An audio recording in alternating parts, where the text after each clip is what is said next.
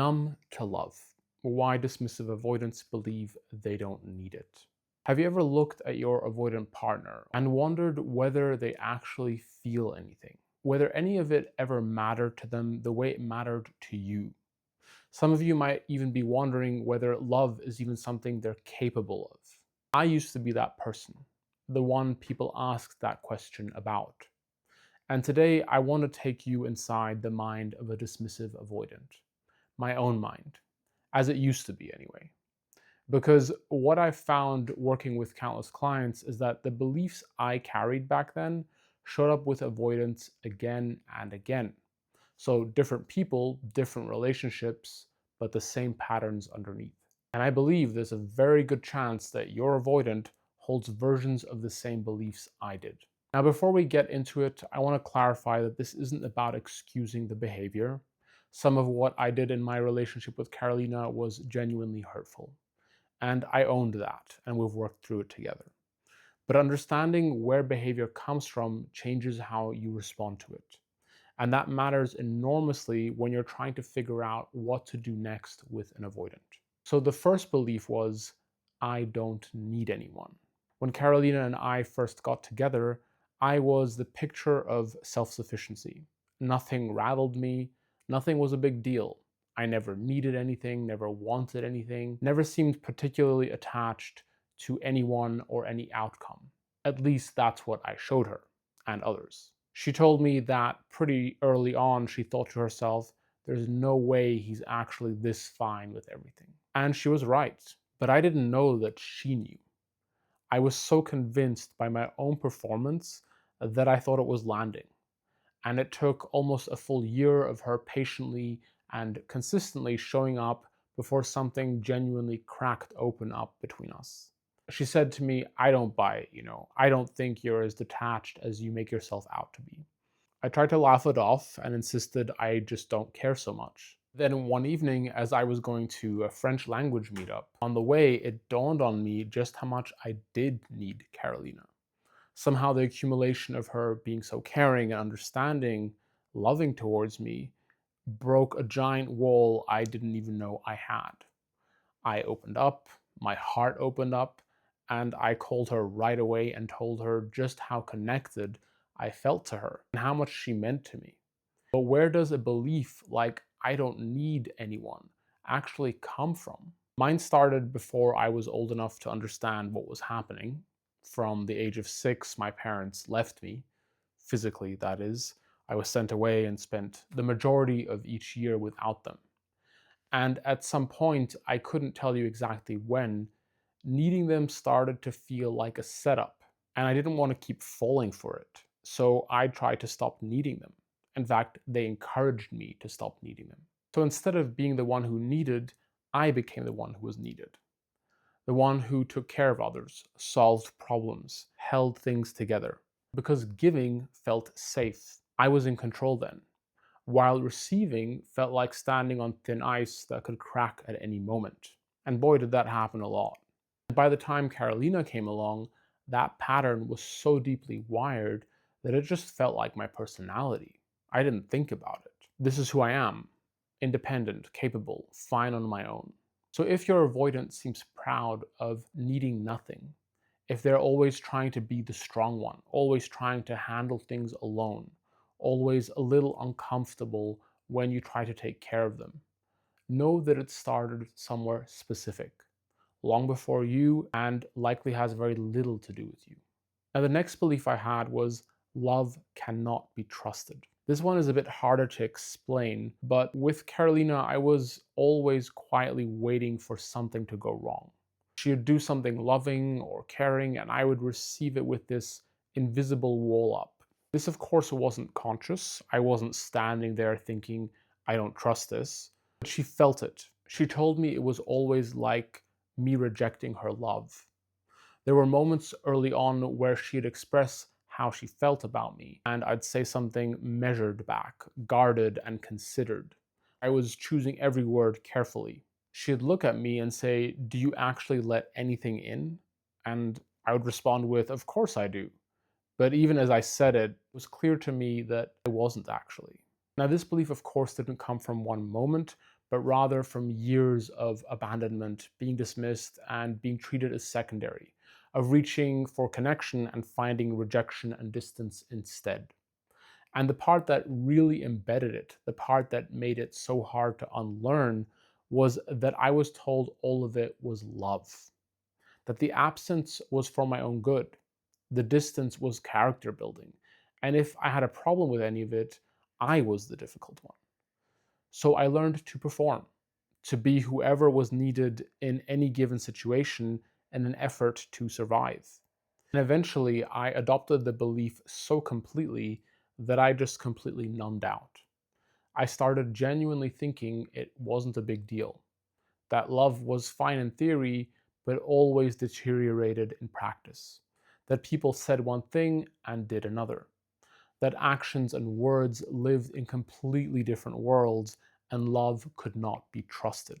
The cruelest part of this belief is what it does to the people trying to love you. Carolina wasn't doing anything wrong. Her love was genuine and consistent, but I had been trained so thoroughly to expect it to disappear that for the life of me, I couldn't fully receive even when it was right there in front of me and was actually the thing I craved. So if your avoidance seems unmoved by your love, if it feels like you keep giving and nothing lands, they may have spent years learning that love comes with a catch of some kind. And the distance you're experiencing from them has more to do with what they were taught to expect than with anything you're actually offering. The next belief is once you truly know me, you will leave. With Carolina, I actually never shielded away from talking about my past. I would bring things up a lot, drop something real into the conversation, and then immediately package it as resolved. Yeah, my parents sent me away when I was young, boarding school in another country most of the year. But it's fine. I'm over it. I so wasn't. And I would watch her carefully, gauging her reaction while pretending the answer didn't matter to me at all, looking for the flicker of something that might confirm what I already suspected. She told me later she always felt like she was being tested and getting a polished version of me, a capable, sorted version, someone who had processed everything and come out fine on the other side. And the thing is, I wasn't doing it deliberately. That's what makes this belief so insidious. I didn't know I was performing. The armor had been on for so long, it stopped feeling like armor. It just felt like me. So the belief underneath was this: I'm too broken to be loved. Somewhere in those years of being left, I had quietly concluded that my parents' decision made sense. That if the people who were supposed to stay had left, there was probably a reason. And that if anyone else got close enough to see what that reason was, they'd reach the same conclusion. I was too broken to be loved. So I made sure they didn't get that close. With Carolina, that looked like always having an answer, never showing uncertainty, keeping parts of me that felt damaged somewhere she couldn't reach, and occasionally testing the water, dropping a detail about my past, keeping my voice rather light, and watching if she judged me. But she never did. But despite that, for a long time, I couldn't bring myself to trust that. So if your avoidant pulls away in these kinds of moments where you're going to connect and you feel the closeness is happening, then chances are they're not losing interest. They just subconsciously believe that them being truly known by you leads to being left. And they're trying to get ahead of it before you can confirm that belief about themselves. The next belief is love is for fools, and I won't fall for it again. I never said or even consciously thought this, but I think it lived in me quietly, building up over many years. And with Carolina, it showed up as a kind of intellectual distance. I was in the relationship, but slightly removed from it at the same time, observing it, almost analyzing it, rather than simply being in it. And underneath that, I was quietly dismissive of how much she meant to me, even in my own head. I would catch myself feeling something and immediately explain it away or downplay it. She didn't know how much she meant to me for a long time, and honestly, I barely knew myself. And what almost never gets talked about when people discuss dismissive avoidance is I was still completely drawn to love. I still sought it out. I still was secretly happy whenever I saw Carolina. And I definitely still really cared about what she thought of me. So the longing was there every single day. I just buried it under so many layers of protection that I had lost the thread back to it. So my armor and my longing existed at the same time. If your avoidance seems checked out, or like the relationship means more to you than it does to them, consider that they may be caring far more than they're showing. And not because they're choosing to conceal it, but because they've genuinely lost access to it themselves. Now, if you're watching this and recognizing your partner and everything I've described, and you want a clear step-by-step path to actually working through this together rather than just understanding it, then check out our attachment avoidant program. It walks you through how to rebuild trust, close the distance, and create the kind of safety that allows an avoidant to actually open up. You can find the link in the video description.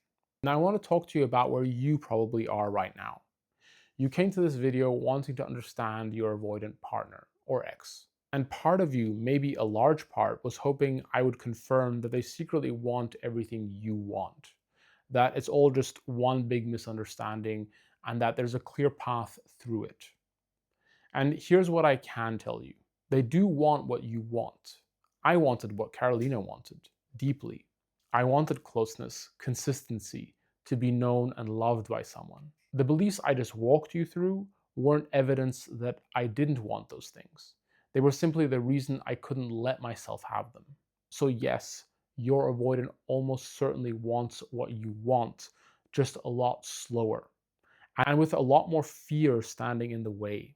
You just both operate from completely different internal worlds, reading each other's behavior through completely different lenses. So the fights that you have, the distance that builds up, a lot of that happens because you each misread where the other was and where they were coming from. And with the understanding you both have today, things would likely unfold very differently. But this is the key takeaway. Understanding alone doesn't rebuild trust. Knowing why your avoidant partner behaves the way they do is genuinely valuable, but it doesn't automatically fix anything. Because on top of everything I've described today, there was also constant doubt running through me. Attachment problems don't resolve themselves because one person finally understands them. They need to be worked through on both sides. Your avoidant has patterns that needs addressing, and you likely do too. But we like to think there is hope for most couples. Carolina and I worked through this. It took honesty, patience, and a willingness from both of us to stop defending our position long enough to just actually hear and see the other side. One thing that comes up constantly once people understand these beliefs is this. How do you actually know whether your avoidant is attached to you or not? Because they rarely make it obvious. If you're getting mixed signals and can't get a proper read on where they stand, the next video is exactly what you need. It covers everything from emotional detachment to the ongoing doubts to the deep fear of vulnerability that keeps avoidants from ever saying what they mean. I'll throw up the link for you right here.